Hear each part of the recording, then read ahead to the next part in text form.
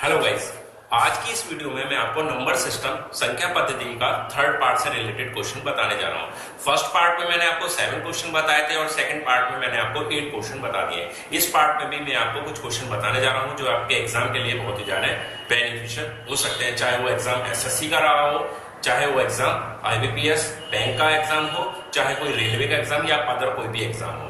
ठीक है, इन क्वेश्चन को आप अच्छे से तैयार कर लीजिए। नंबर सिस्टम से रिलेटेड ये जो वीडियो है ये बहुत ही अच्छी तरीके से तैयार कर रहा हूं मैं। इनमें जो क्वेश्चन है सभी क्वेश्चंस को ट्रिकी मेथड से सॉल्व करा रहा हूं। ठीक है गाइस, तो अगर ट्रिक से सॉल्व करेंगे आप क्वेश्चन, एक तो आपका टाइम कम होगा और एक उसको आसानी से समझ लेंगे। ठीक है गाइस, और आने वाले टाइम में मैं नंबर सिस्टम के अलावा और भी मैथमेटिक्स से जितने भी टॉपिक है अर्थमेटिक के या टिग्नोमेट्री, ज्योमेट्री, जो एडवांस मैथमेटिक्स का पार्ट है उससे भी रिलेटेड वीडियो जल्दी ही लेकर आऊंगा। ठीक है, आप इनको अच्छी तरीके से देखिए, मेथड्स को, ट्रिक्स को, और समझिए, और समझने के बाद इनकी प्रैक्टिस कीजिए। ज्यादा से ज्यादा आप जितनी ज्यादा से ज्यादा प्रैक्टिस करेंगे उतनी ही ट्रिक ये और भी ज्यादा आसान होने लगेगी।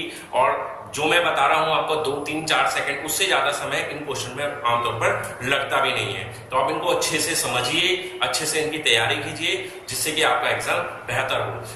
अगर मैथमेटिक्स की बात करें तो मैथमेटिक्स के पार्ट में अगर 50 मार्क्स का मैथमेटिक्स है तो मैं मानता हूं कि अगर आप ट्रिक अच्छे से तैयार कर लेते हैं या कॉन्सेप्ट बेस अच्छी तैयारी कर लेते हैं तो आपके 45 प्लस स्कोर आसानी से बन जाएगा। ठीक है फ्रेंड्स, तो देखते हैं कि आज के जो मोस्ट इंपोर्टेंट क्वेश्चन है उनसे रिलेटेड ट्रिक्स क्या है।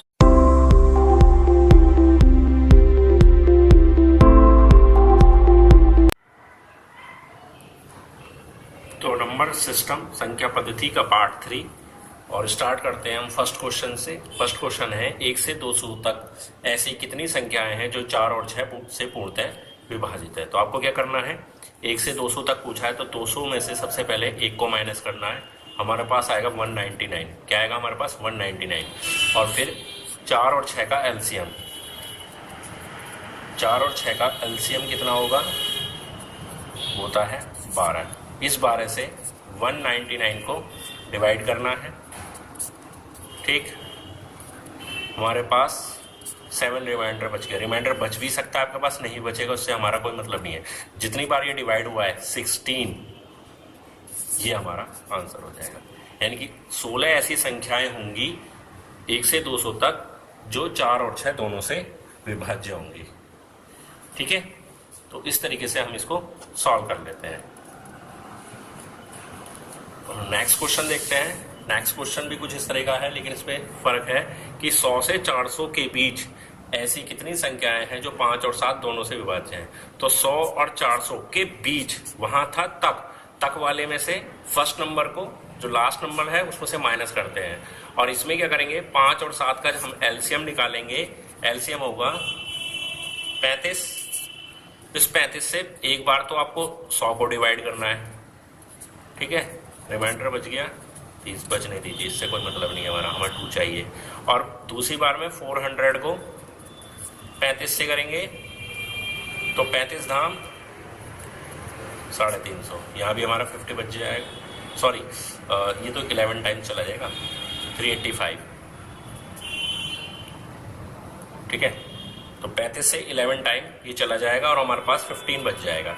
ठीक है, तो इस 11 में से आपको ये 2 माइनस करना है। 11 में से क्या माइनस करना है, जो 11 यहाँ डिवाइड कर गया है और जो 2 यहाँ डिवाइड कर गया है उसको आपस में माइनस कर लेना है। तो आंसर आ जाएगा हमारे पास 9। यानी कि 9 ऐसी संख्याएं हैं जो 100 से 400 के बीच स्थित हैं और 5 और 7 दोनों से विभाज्य हैं।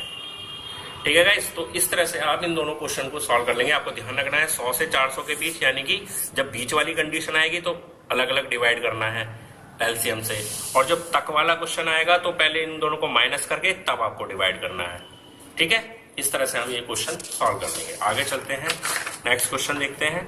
जो नेक्स्ट क्वेश्चन है वो है कि 1, 2, 3, 4 और ऐसे डिवाइड हो रहा है 1000 तक। अगर इनकी परस्पर गुणा कर दी जाए तो जो गुणनफल आएगा, जो मल्टीप्लीकेशन आएगा, उसके लास्ट में कितने जीरो होंगे, कितने शून्य होंगे, ये बताना है। तो आपको क्या करना है, लास्ट नंबर उठाना है 1000, उसे 5 से डिवाइड करना। हमेशा ध्यान रखना है आपको 5 से ही डिवाइड करना है। डिवाइड करने के पास आपके पास आएगा 200 को फिर नीचे उतारेंगे और 5 से फिर डिवाइड करना है, कितना आएगा 40, फिर नीचे लाएंगे 40।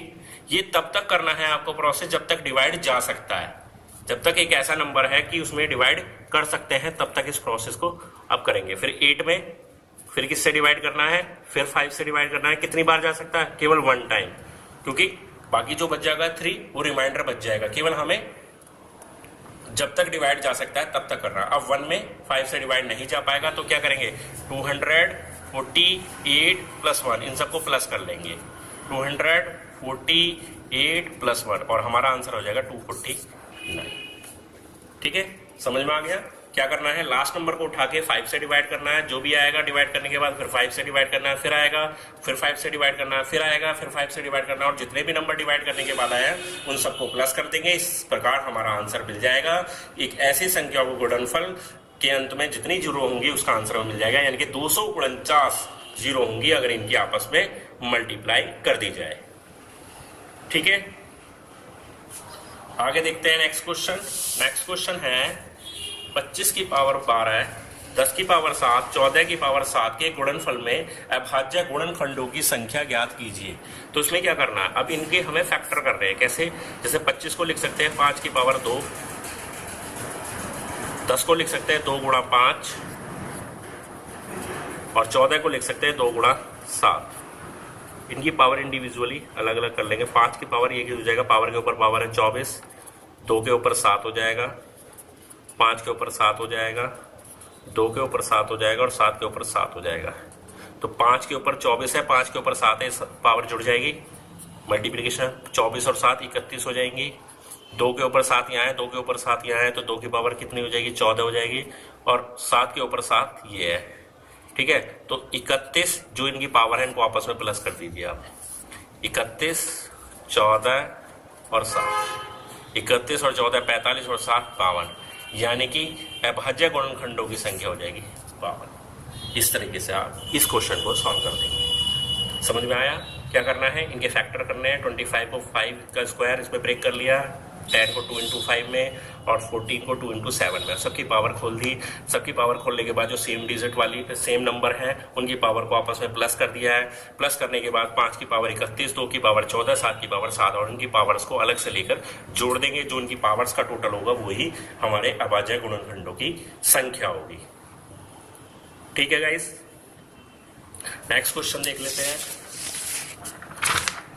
जो नेक्स्ट क्वेश्चन है वो है, यदि किन्हीं 3 क्रमागत प्राकृतिक विषम संख्याओं का योग 87 है तो उनमें से सबसे छोटी संख्या क्या होगी। तो उसमें क्या करेंगे, 87 को हमें सबसे पहले 3 से डिवाइड करना है। 3 से डिवाइड करेंगे, 3 दूनी 6 और 3 निम 27, 29 आ जाएगा। तो 29 जो होगी हमारी, ये याद रखना हमेशा, वो बीच वाली संख्या होगी। 29 होगी हमारी बीच वाली संख्या। अगर बड़ी संख्या पूछी है तो हो जाएगी 31 और छोटी संख्या पूछी है तो हो जाएगी 27। तो उसने छोटी संख्या पूछी है, छोटी संख्या यानी कि 27 आंसर हो जाएगा। ठीक है ना। विषम संख्या पूछी है, ओड नंबर पूछा है तो 29 से बड़ा होता है 31 और 29 से पहले होता है 27। तो ये क्रम की तीनों विषम संख्या आ गई, 27, 29 और 31। छोटी संख्या पूछी है 27, हम आंसर बता देंगे यहाँ पर। ठीक है, और बड़ी पूछी है तो 31 बता देंगे। इसी प्रकार अगर ये क्वेश्चन आ जाए सम संख्या में, तब क्या करेंगे। अगर सम संख्या में आता है तो आपको क्या करना है, 54 को सेम ऐसे ही 3 से डिवाइड करना है। 3 से डिवाइड करेंगे 18 आ जाएगा। ठीक है, अब 18 में 18 क्या हो गई, ये बीच वाली संख्या हो गई। ठीक, 18 से छोटी हो गई 16 और 18 के बाद हो गई 20। अगर बड़ी संख्या पूछे तो ये बड़ी संख्या हो गई और छोटी संख्या पूछे तो 16 हमारा आंसर हो जाएगा। यहाँ पर 16 पूछिए तो 16 हमारा आंसर हो जाएगा। ठीक है, तो इस तरीके से आप ये क्वेश्चन सॉल्व कर लेते हैं अगर क्रमागत संख्या वाला है। इवन नंबर का पूछे चाहे ऑड नंबर का पूछे, आपको तीन क्रमागत पूछा है तो 3 से आप डिवाइड करके बता देंगे। ठीक है फ्रेंड्स, आगे चलते हैं नेक्स्ट क्वेश्चंस पर।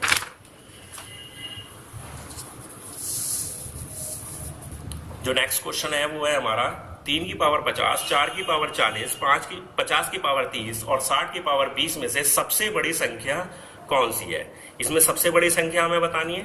तो उसमें क्या करेंगे, इनको लिख लेते हैं एक बार।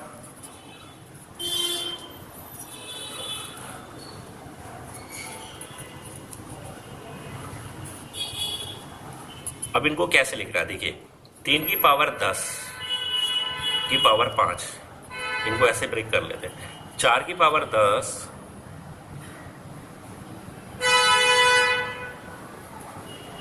5, 50 की पावर 3, सॉरी 10 और 3 60 की पावर 10, 60 है और इसके ऊपर 2, थोड़ा सा गड़बड़ हो गया, इसको पहले मेरे को लेना था, इसको इस तरह से लिखना है, देखिए ध्यान दीजिए 10 और 4 की पावर 5, 10, 50 की पावर 3, 10 और 60 की पावर 2। ये वाले तरीके से नहीं लिखना है, इस वाले तरीके से लिखना है, ठीक है। बात एक ही है वैसे, लेकिन इसको अब पावर हम खोल देखना है। 3 की पावर 5 कितना होता है, 3 तिया 9 तिया 27 तिया 81 तिया 243, पावर 10 सब सेम पावर में आ जाएंगे। 4 चौक 16 चौका 64 चौका 256 चौका 1024 पावर 10, फिर एक मिनट 3 2 5 6, ठीक है। और अब आ जाएगा यहाँ पर 5 की पावर 3 है, 5 की पावर 3 कितना होगा 125, इसके ऊपर पावर 10 और 6 की पावर 2 होता है 36, इसकी पावर 10। तो हम यहाँ साफ देख रहे हैं सबसे बड़ी संख्या ये हो जाएगी, ठीक है। तो इस तरीके से हम इस क्वेश्चन को सॉल्व कर लेते हैं। हमें केवल क्या करना है, 3 की पावर 50 को लिखना है, 3 की पावर 5 और उसके ऊपर पावर 10, 4 की पावर 5 उसके पावर 10 और सॉरी ये क्वेश्चन ही गड़बड़ लिखा हुआ है, ये 5 है ये 6, ठीक है। और 6 की पावर 2 और उसके ऊपर पावर 10, तो इसको इस तरह से लिख लेंगे। सबसे बड़ी संख्या पूछेगा 1024 और सबसे छोटी संख्या पूछेगा 36, ठीक। तो गाइस इस तरीके से आप क्वेश्चंस को सॉल्व कर लेंगे, ठीक है। और नंबर सिस्टम से रिलेटेड मोस्ट इंपोर्टेंट क्वेश्चन मैंने आपको बता दिए हैं, और जो भी क्वेश्चन होगा वो मैं आपको नेक्स्ट वीडियो में देखूंगा, उसमें बनाऊंगा। और अर्थमेटिक्स से रिलेटेड और भी वीडियो बनाऊंगा मैं, ठीक है। और जो भी आपके लिए मोस्ट इंपोर्टेंट रहेगी वो सब क्वेश्चन उसमें लाऊंगा विद ट्रिक विद कॉन्सेप्ट, ठीक है गाइस। तो अगर आपको मेरी वीडियो अच्छी लगी तो प्लीज़ लाइक करें, शेयर करें, किसी प्रकार की प्रॉब्लम है कमेंट करें, ठीक है। किसी ने अभी तक मेरा चैनल सब्सक्राइब नहीं किया है तो नीचे एक रेड कलर का बटन है, उस रेड कलर के बटन पर क्लिक करके मेरा चैनल सब्सक्राइब कर लो। और सब्सक्राइब करने के बाद आपको एक घंटी का साइन दिखाई देगा, उस पर जरूर क्लिक कर दे, क्योंकि मैं जो भी वीडियो डालूंगा उसका नोटिफिकेशन आपको तभी मिल पाएगा, उसका ऑटोमेटिक नोटिफिकेशन मिल जाएगा। उस घंटी को जरूर दबाएं, सब्सक्राइब करें और घंटी को जरूर दबाएं, ठीक है। तो मेरे वीडियो को लाइक करें, शेयर करें और मेरे चैनल को सब्सक्राइब करें। धन्यवाद।